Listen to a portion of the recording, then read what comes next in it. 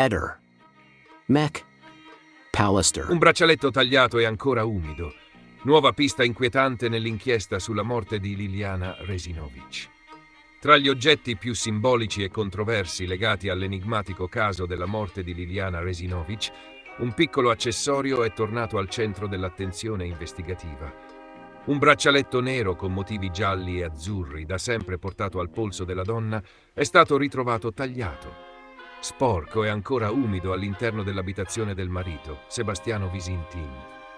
Una scoperta che potrebbe sembrare marginale, ma che, alla luce di quanto sta emergendo nell'inchiesta, assume contorni inquietanti e potenzialmente decisivi. Un oggetto semplice, un valore affettivo profondo. Liliana Resinovic non si separava mai da quel braccialetto. Non si trattava solo di un accessorio di bigiotteria, ma di un oggetto che custodiva un significato profondo, quasi identitario.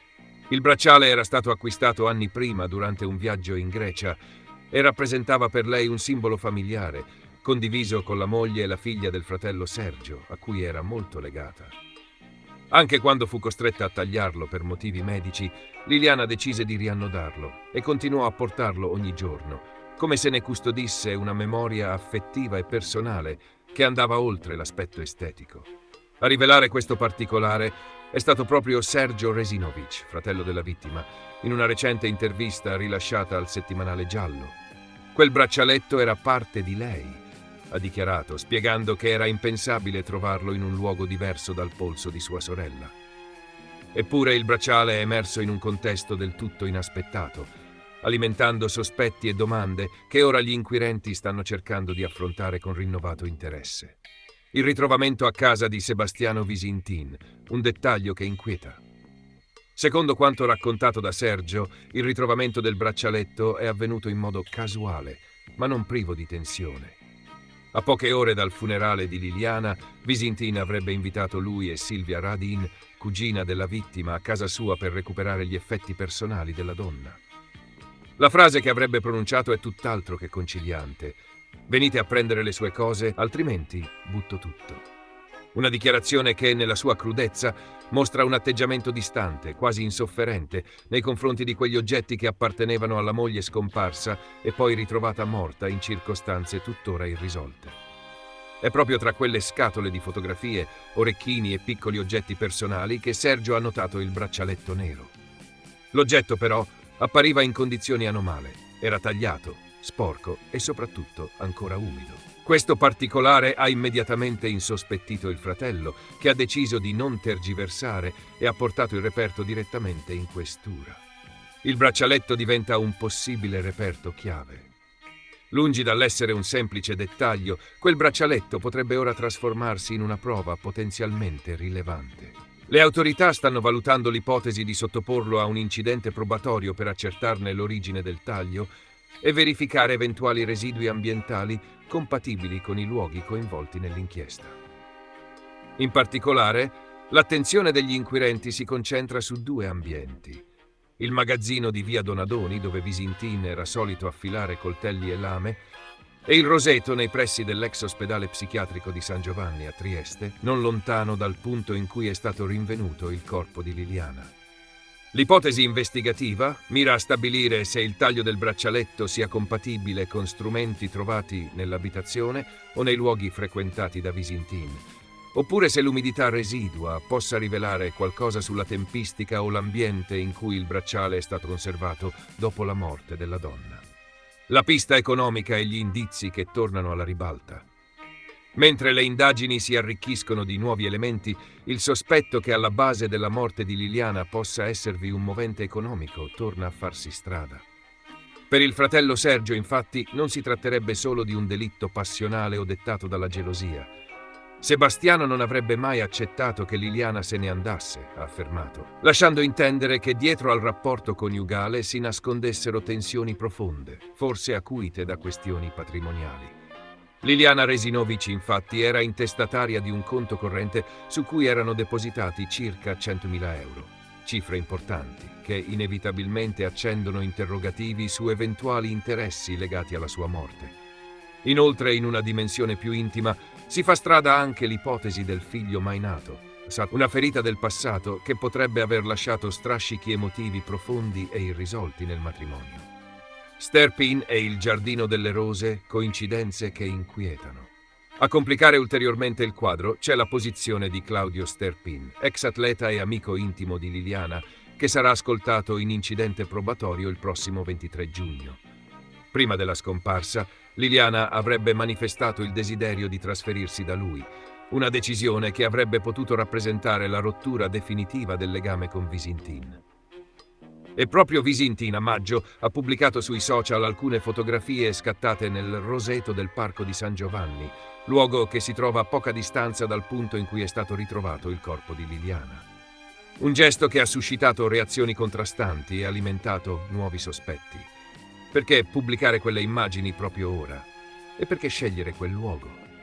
Domande che si sommano a una lunga serie di anomalie, contraddizioni e dettagli sfuggenti che da mesi rendono questo caso uno dei più oscuri e intricati della cronaca italiana recente.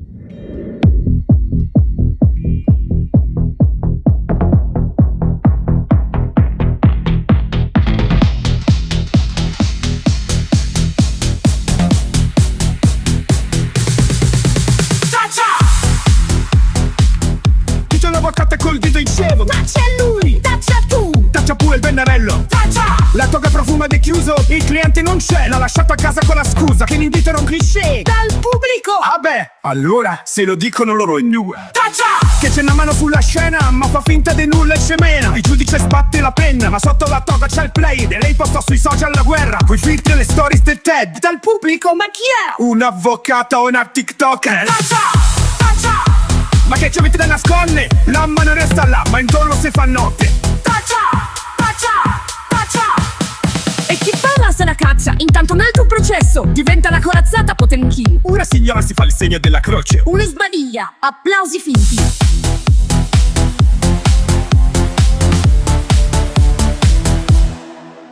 Taccia, Ma quanto ti piace sto silenzio a comando? Se tace l'accusato, se tace l'impronta, se tace pure la giustizia che ci resta alla conta. Pubblico 1, 2, 3, non c'è più nessuno.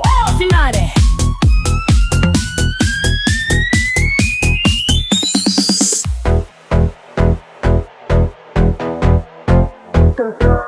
Ma sto nome sembra uno scherzo da scuola. Angela, taccia e fataci una parola. Ma attenta che a furia dei tacci prima o poi ci parte lo starnuto. E la verità esce senza più un avvocato muto. Tutti in piedi. Battendo le mani storte che all'el sipario cade una toga e il pubblico borbotta. E mo che famo?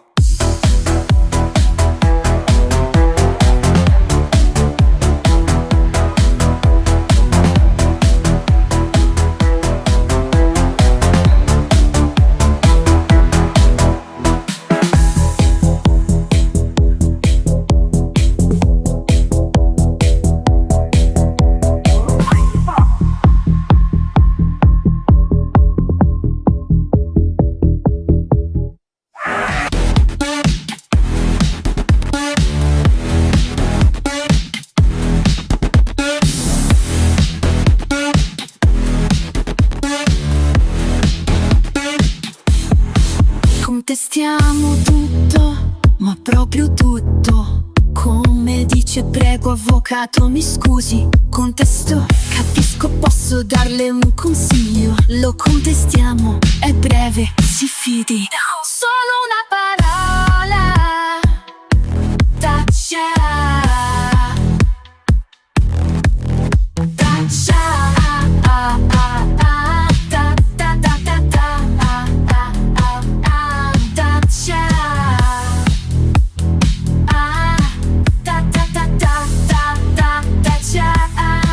ma che sempio sto silenzio, intanto una mano sta luta dalle scale. Taccia,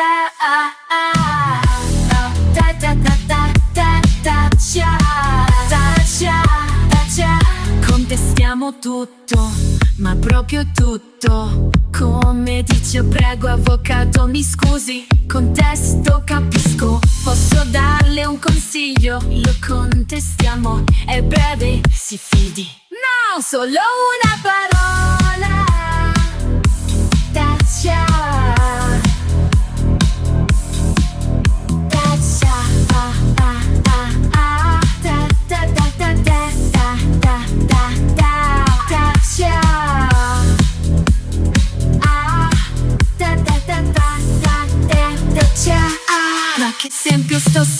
silenzio. Intanto una mano saluta dalle scale. Dacia, dacia, da da da da da da da dacia, dacia, dacia, dacia. Contestiamo tutto, ma proprio tutto. Come dice prego avvocato mi scusi. Contesto, capisco posso darle un consiglio. Lo contestiamo, è breve, si fidi. Solo una parola. Dacia, dacia, oh, oh, oh, ah, da, da, da, da, da, oh, ah, da, da, dacia, ah, da, da, da, da, da, dacia, ah. Ma che sen che sto silenzio?